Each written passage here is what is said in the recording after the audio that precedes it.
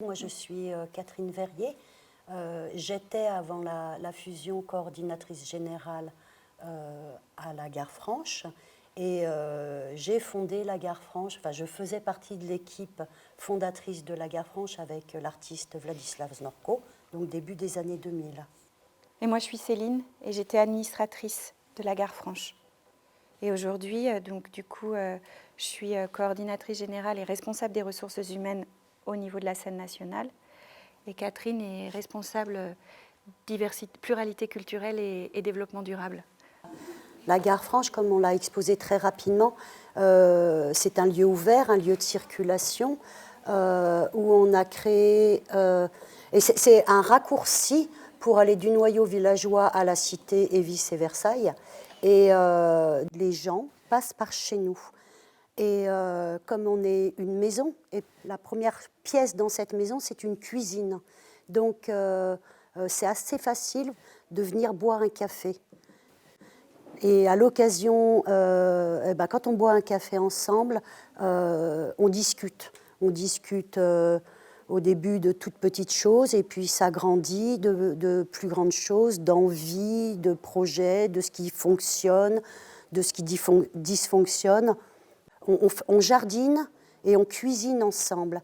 Et c'est un petit peu dans le faire ensemble. On a les mains, on épluche les légumes ou on a les mains dans la terre.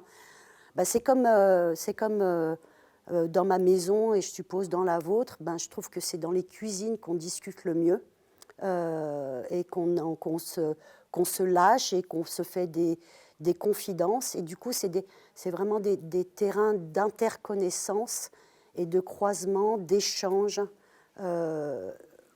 d'idées, de points de vue. Jamais je pourrais dire que nous réussissons à, ou que ça fonctionne, ou que ça a cet impact-là sur les gens. Parce que ça, je ne sais sans doute pas l'évaluer et le regarder comme tel. Par contre, je pense que ce que nous a permis le fait de nous pencher un petit peu sur nos pratiques professionnelles et de se dire qu'est-ce que la Gare Franche... Qu'est-ce qu'il était important de défendre? Qu'est-ce qui nous semblait important de défendre? Et du coup, je pense que ce qui est ressorti, c'est la sensation qu'en tout cas, les conditions qu'elle proposait étaient des conditions nécessaires pour l'exercice de ces droits, mais qu'on est tout petit. Le fait de s'inscrire dans du temps long, c'est-à-dire dans du temps long, dans une espèce de référence qui devient un petit peu stable sur ce quartier. Pour beaucoup des personnes qui nous entouraient, il y avait une histoire du rapport à la terre, que cette terre, ils en étaient privés dans les immeubles dans lesquels ils étaient, et qu'en revanche, il y avait ces espaces délaissés dans et aux abords du site que nous avions, que nous, on avait sans doute, en tant qu'équipement bénéficiant de financement public, la possibilité d'avoir levier là-dessus. La manière de rentrer au-delà des jardins, donc on passe par des jardins, et puis il y a cette maison, et la manière de rentrer dans cette maison d'artiste, on rentre par la cuisine, et puis il y a nos bureaux tout de suite là.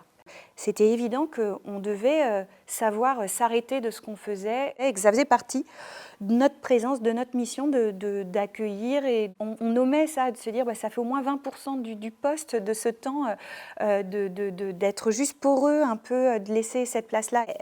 Être dans des espaces de réciprocité, d'interconnaissance possible, et que sans ça, en fait, le reste dont on a l'injonction, du participatif, etc. En fait, pour nous, c'était pas possible, en fait, sans avoir ces espaces ces espaces qui sont possibles dans la quotidienneté, ces espaces qui sont possibles dans le temps long.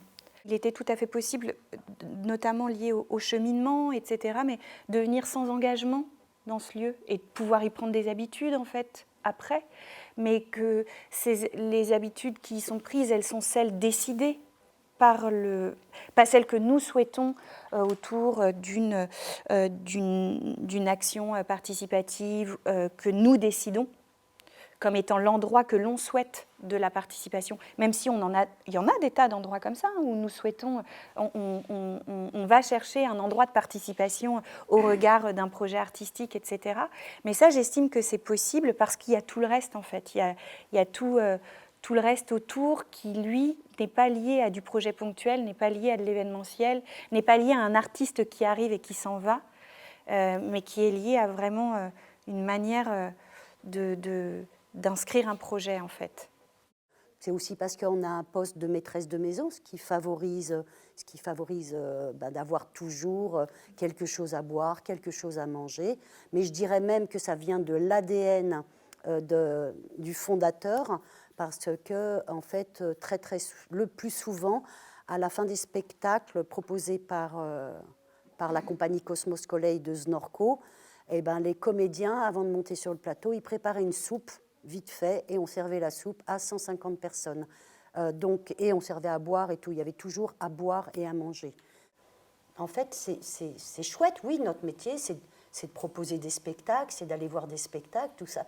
Mais s'il n'y a pas ce temps avant et ce temps après, même si on ne parle pas forcément aux gens, mais on s'est tous rassemblés pour pour aller voir la même chose, pour une même aventure, un même voyage. Et si on n'a pas ce petit temps avant ou après en disant ah ouais, lui viens voir ça, ah ouais, eh ben il y a toute une partie du voyage qui est ratée. Mais l'une, pour moi, des circulations qui est aussi hyper importante, c'est celle centre-ville 15e. C'est-à-dire que vraiment, il faut imaginer à Marseille que si on ne travaille pas ou on ne vit pas là, il n'y a aucune raison de se rendre dans le 15e arrondissement. Et que du coup, ça a été un espèce de truc permanent de se dire on veut qu'il y ait de la circulation, quoi. On veut qu'il y ait de la circulation sans pouvoir effectivement réellement évaluer. Ce qu'on aimerait bien et ce qui se passe davantage avec les moyens d'une scène nationale, c'est que des artistes arrivent sans projet et que ce soit une fois qu'ils sont dans les murs, sur le territoire, qu'ils proposent le projet. Mais ça, on va dire que la Gare Franche n'en avait pas les moyens. Enfin, les droits culturels doivent être partout, par contre. Les droits culturels doivent être partout, mais ça, c'est aussi avec l'équipe qui accueille, c'est aussi avec ses acteurs, c'est pas forcément avec les habitants, les amateurs, les participants. Enfin, à un moment, il y a eu un phénomène de mode ou d'urgence très, très important qui a fait qu'il y a beaucoup d'artistes qui se sont jetés là-dedans alors qu'ils ne savaient pas faire, alors qu'on ne leur donnait pas les moyens de le faire, les moyens financiers, les moyens avec une équipe qui connaît le terrain, qui peut les accompagner. Quant aux petites formes, moi, c'est quelque chose qui fonctionne quand même relativement bien sur les territoires où on est implanté. Et la petite forme que je trouve qui a vraiment fonctionné, c'est ce rendez-vous quotidien. Et comme la Gare Franche est ouverte au quotidien, et on voit une personne, on boit un café avec une autre, on parle de la tomate qui est en train de rougir avec la troisième, et du jardinier qui s'est fait piquer sa tomate qui était enfin mûre. À un moment, on faisait pour les habitants. On faisait pour, parce qu'on savait, on était sachant, donc on va vous proposer ce projet, et puis il est vachement bien, notre projet et tout. Maintenant, on fait de plus en plus avec, et on utilise ce terme avec. Maintenant, on n'est pas tant sachant que ça, donc on va faire avec vous, on va construire avec vous, on va coopérer et tout. La Gare Franche, elle est parmi les habitants. Elle est ouverte, elle est complètement au cœur, elle fait du jardinage, de la cuisine, elle est vraiment... Voilà, ce mot parmi. La notion de venir sans engagement au départ, d'être d'être léger, quoi, tu vois, dans son intention, etc. Donc là, il y a un quart d'heure où il y a un chocolat chaud, une petite forme spectaculaire, mais qui ne devrait pas être très longue. On va m'inviter dans ces espaces que je ne connais pas, du chapiteau, salle de spectacle, etc. Et donc, du coup, ça a été possible parce que vraiment, je pense que la petite forme sans engagement possible et qui permet derrière de prendre des habitudes. s'étant construit comme lieu intermédiaire, on s'est beaucoup construit à l'encontre de ce que sont les labels et de la domination. Et donc, du coup, forcément, c'est des questions qu'on a été beaucoup amenés à frotter, ces questions de domination de l'opérateur culturel. En tout cas, elles sont... Enfin voilà, ça ne vient pas de nulle part. Le travail sur les droits culturels, là, nous a permis vraiment parfois d'arrêter de nous cacher aussi derrière l'artiste et uniquement l'artiste, et de parfois revendiquer notre responsabilité d'opérateur culturel, parce qu'on a tendance à considérer l'artiste derrière une figure vraiment sacrée. Il s'est passé des choses très graves, en fait, parfois, sur des présences artistiques qui nous ont amenés à être sur des choses où vraiment, mais qui nous ont meurtris, parce qu'en fait, on n'a pas su réagir et que ça crée l'inverse que toutes les belles intentions que tu as au départ, et qu'on était responsable aussi, et qu'il s'agissait d'accepter que nous avions des compétences et une responsabilité qui n'était pas à dissimuler derrière le caractère sacré et seul de l'artiste, quoi.